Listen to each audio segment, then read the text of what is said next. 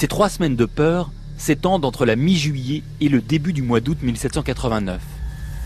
Tout commence avec la nouvelle du 14 juillet, la venue du roi à Paris où il reçoit sa cocarde tricolore et le retour de Necker au pouvoir.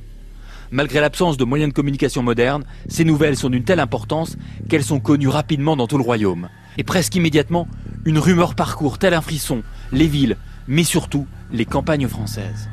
Des bandes de brigands, des troupes étrangères vont arriver d'un instant à l'autre pour rétablir la monarchie absolue.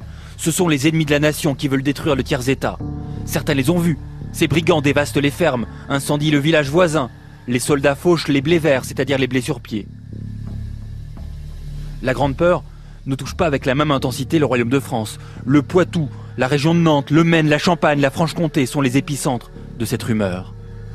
Mais cette peur irrationnelle a des conséquences bien réelles. Des châteaux, abbayes, prieurés et quelques demeures de grands bourgeois sont pillés ou brûlés par des paysans apeurés. Mais plus encore, la conséquence politique de la Grande Peur est sidérante.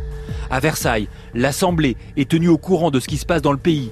Il faut tout faire pour rétablir l'ordre. De là vient l'initiative sacrificielle de 2 députés de la noblesse, le vicomte de Noailles et le duc d'Aiguillon, mettre fin aux privilèges, à tous les privilèges de toute nature. La nuit du 4 août marque la fin d'un monde et la naissance d'un autre, l'égalité de tous devant la loi. Rien de cela n'aurait été possible sans cette folle rumeur de 3 semaines.